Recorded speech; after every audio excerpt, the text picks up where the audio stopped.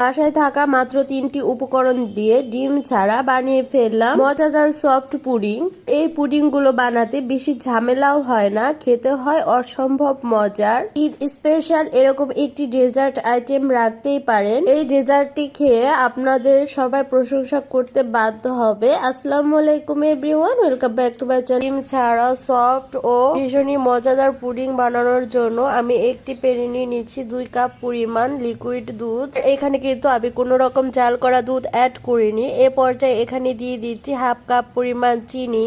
এখানে 2 কাপ দুধের জন্য হাফ কাপ পরিমাণ চিনি একদম পারফেক্ট মনে হয়েছে, তবে আপনারা আপনাদের পছন্দ অনুযায়ী বাড়ি কমিয়ে চিনিটা অ্যাড করতে পারেন। এ পর্যায়ে এখানে দিয়ে দিচ্ছি হাফ কাপের একটু কম গুঁড়ো দুধ। গুঁড়ো দুধটা দেওয়ার কারণে টেস্ট আরো দ্বিগুণ বেড়ে যায়, তবে গুঁড়ো দুধটা একদমই অপশনাল, আপনারা চাইলে এটি স্কিপ করতে পারেন। আর এখানে আমি সামান্য পরিমাণ লবণ অ্যাড করেছি, তবে আপনারা যদি মিষ্টি খাবারে লবণটা পছন্দ না করেন তাহলে এই লবণটা স্কিপ করতে পারেন। এখন একটি হ্যান্ড উইক্সের মাধ্যমে এই উপকরণগুলোকে আমি ভালোভাবে মিশিয়ে নেব, কিন্তু এখনো চুলা জ্বালাইনি, কারণ এই উপকরণগুলো চুলা জ্বালানোর আগে মিশিয়ে নিতে হবে। চুলা জ্বালানোর পর এই উপকরণগুলো মিশাতে গেলে দুধটা গরম হয়ে যেত, আর দুধ গরম হয়ে গেলে এই উপকরণগুলো ভালোভাবে মিশতে চাইতো না, সেজন্য অবশ্যই এই উপকরণগুলো দিয়ে গরম দুধে মিশাতে যাবেন না।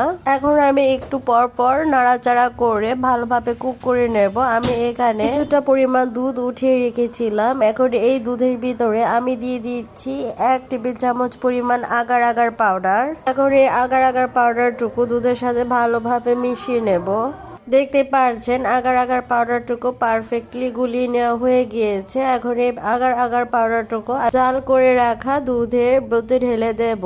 যেহেতু এখন আগার আগার ঢেলে দিয়েছি, সেজন্য এই দুধটুকুকে বেশি সময় ধরে কুক করা যাবে না। এখন আমি কিছুটা পরিমাণ কুক করে নিয়ে সঙ্গে সঙ্গে যে মোল্ডে পুডিংটা সেট করব, সঙ্গে সঙ্গে ওই মোল্ডে এই দুধের মিশ্রণটুকু ঢেলে দেব। দেরি করা যাবে না কিন্তু, তাহলে কিন্তু দুধটুকু জমাট বেঁধে যাবে, আর দুধটা জমাট বেঁধে গেলে আর পড়তে চাইবে না। এখন আমি একটু চামচের মাধ্যমে ভালোভাবে মিশিয়ে নিচ্ছি। এখন হাতের মাধ্যমে একটু ট্যাপ ট্যাপ করে নিচ্ছি।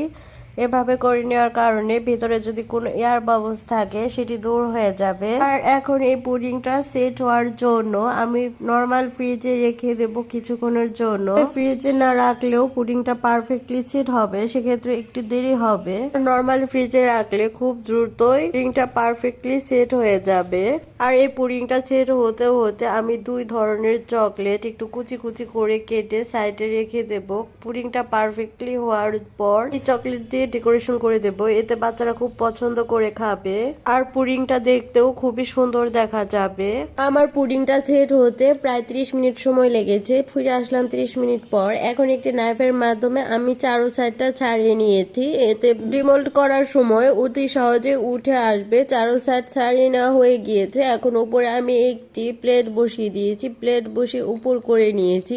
এখন হাতের মাধ্যমে একটু ড্যাব ড্যাব করে নিলেই তৈরি হয়ে যাবে ভীষণই সুন্দর মজাদার ডেজার্ট। বিশেষ করে এই পুডিংটা বাচ্চারা বেশি পছন্দ করে থাকে। এখন আমি সাদা কালারের চকলেট দিয়ে উপর দিয়ে একটু ডেকোরেশন করে দিচ্ছি, এতে বাচ্চারাও খুবই পছন্দ করে খাবে।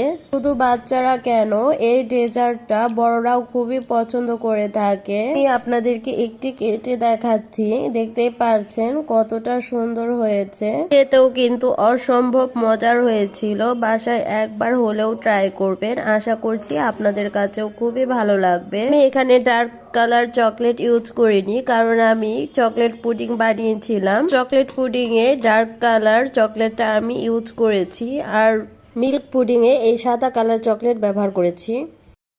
তো বন্ধুরা, আমার ভিডিওটি যদি খুব বেশি ভালো লেগে থাকে বেশি বেশি করে শেয়ার করে দেবেন। আমার এই ছোট্ট চ্যানেলটি অনেকজনের কাছে পৌঁছে যাবে। আর নিত্য নতুন রেসিপি পেতে চাইলে অবশ্যই সাবস্ক্রাইব করে রাখবেন, আর ফেসবুক থেকে দেখে থাকলে প্লিজ একটি ফলো দিয়ে রাখবেন। আজকের মতো এ পর্যন্তই, দেখা হবে পরবর্তী অন্য কোনো রেসিপি নিয়ে। সে পর্যন্ত সবাই ভালো থাকবেন, সুস্থ থাকবেন। আসসালামু আলাইকুম everyone, welcome back to my channel. আজ আমি ঝটপট অল্প কিছু উপকরণে বানিয়ে ফেললাম চকলেট পুডিং। এই পুডিং গুলো কিন্তু ছোট বড় সকলে ভীষণই পছন্দ করে খাবে, এটাই মজার হয়ে থাকে। চলুন তাহলে কথা না বাড়িয়ে মূল রেসিপিতে চলে যাচ্ছি।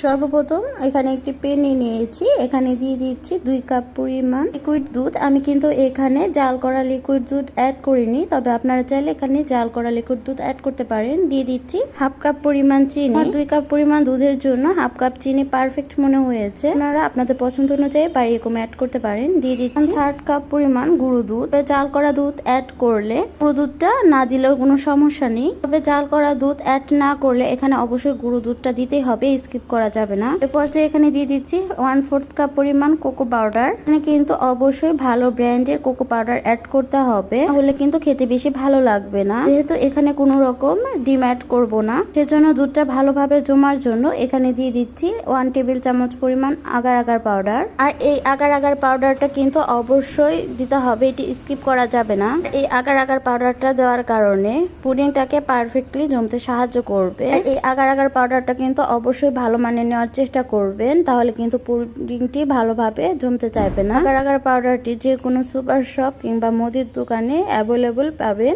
এখন আমি একটি হ্যান্ড উইক্সের মাধ্যমে অনবরত নাড়াচাড়া করে এই উপকরণগুলোকে দুধের সাথে ভালোভাবে মিশিয়ে নেব। চকলেট পুডিংটি কিন্তু বাচ্চারা বেশি পছন্দ করে থাকে, সেজন্য ঘরে থাকা অল্প কিছু উপকরণ দিয়ে ঝটপট বানিয়ে ফেলুন এই পুডিংটি, যেটি খেতে হবে অসম্ভব মজার। আর এই পুডিং গুলো মুখে দেওয়ার সঙ্গে সঙ্গে মিলিয়ে যাবে, এতটাই সফট হয়ে থাকে। চাইলে এই পুডিংটি বাচ্চাদের টিফিনেও বানিয়ে দিতে পারেন, এতেও কিন্তু বাচ্চারা খুবই খুশি হয়ে তৃপ্তি সহকারে খাবে। দেখতে পাচ্ছেন অ্যান্টি হ্যান্ড উইক্সের মাধ্যমে পারফেক্টলি মিশ্রণগুলো ভালোভাবে গুলিয়ে নেওয়া হয়ে গিয়েছে। এখন এই উপকরণগুলোকে একটু ভালোভাবে জাল করে নেব। জন্য সর্বপ্রথম একটি চুলায় আমি এই পাত্রটা বসিয়ে দিচ্ছি। এখন মিডিয়াম টু লো ফ্লেমে অনবরত নাড়াচাড়া করে একটু কুক করে নিতে হবে। এরই ফাঁকে আমি কিছু কাজ করে নেব, সেজন্য এখানে আমি নিয়ে নিচ্ছি কিছুটা পরিমাণ ডার্ক চকলেট। এখন এই চকলেটগুলোকে আমি ভালোভাবে কুচি কুচি করে কেটে নেব।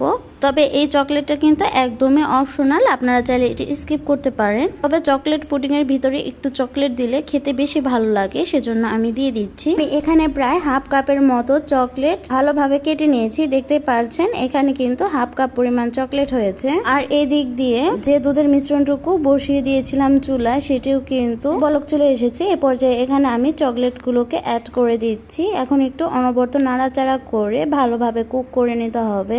অবশ্যই কিন্তু মিডিয়াম টু লো ফ্লেমে রেখে এই মিশ্রণগুলোকে ভালোভাবে জাল করে নিতে হবে। অনবরত নাড়াচাড়া করতে হবে, এতে তলানিতে কোনোভাবে লেগে ধরবে না। তারা বন্ধ করলে কিন্তু তলানিতে লেগে ধরবে আর পুড়ে যাবে, আর পুড়ে গেলে কিন্তু খেতে ভালো লাগবে না। তো বন্ধুরা, আমার ভিডিওটি যদি আপনাদের মাঝে একটু হলেও ভালো লেগে থাকে, প্লিজ বেশি বেশি করে শেয়ার করে দেবেন, তারাও এই ভিডিওটি দেখে কিছু শিখে নিতে পারবে। যদি খুব বেশি ভালো লেগে থাকে একটি লাইক দিয়ে দিবেন। দেখতে পারছেন পারফেক্টলি হয়ে গিয়েছে। এখন আমি একটি পাত্রে উঠিয়ে নেব। একটি পাত্রে উঠিয়ে নিচ্ছি।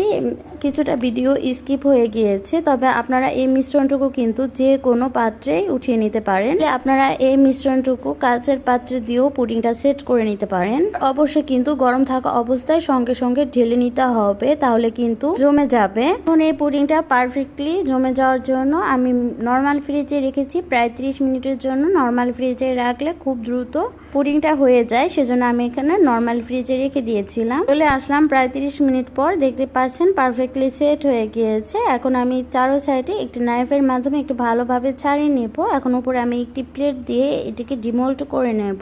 পাত্রটা উল্টিয়ে হালকা একটু ড্যাপ ড্যাপ করলে ডিমোল্ড হয়ে যাবে। দেখতে পাচ্ছেন কতটা সুন্দর হয়েছে, তো কিন্তু মাশাআল্লাহ অনেকটাই মজার হয়েছিল। এখন কিছুটা পরিমাণ আমি চকলেট দিয়ে ভালোভাবে ডেকোরেশন করে দিচ্ছি। তবে আপনারা চাইলে এই চকলেটগুলো নাও দিতে পারেন, উপরে কিছুটা পরিমাণ কোকো পাউডারও চালনি দিয়ে চেলে দিতে পারেন। তবে আমি আজ চকলেট দিয়েই সার্ভ করব। বাচ্চাদের যদি এভাবে চকলেট দিয়ে সার্ভ করা হয়, বাচ্চারা কিন্তু আরো বেশি করে মজা করে খায়। আমি একটি নাইফের মাধ্যমে একটু কেটে দেখাচ্ছি। দেখতে পাচ্ছেন মাশাআল্লাহ কতটাই সফট হয়েছে, দেখেই বোঝা যাচ্ছে। এরকম নিত্য নতুন মজার মজার রেসিপি পেতে চাইলে অবশ্যই পেজটাকে ফলো দিয়ে রাখবেন। আর ইউটিউব চ্যানেল থেকে দেখে থাকলে সাবস্ক্রাইব করে পাশে থাকার বেল বাটনে ক্লিক করে রাখবেন, এতে আমার ভিডিও ছাড়ার সাথে সাথে আপনাদের কাছে সবার আগে নোটিফিকেশন চলে যাবে। আজকের মতন এই পর্যন্তই, দেখা হবে পরবর্তী অন্য কোনো মজার রেসিপি নিয়ে। সে পর্যন্ত সবাই ভালো থাকবেন, সুস্থ থাকবেন, সবাই সবার জন্য দোয়া করবেন। আল্লাহ হাফেজ, আসসালামু আলাইকুম।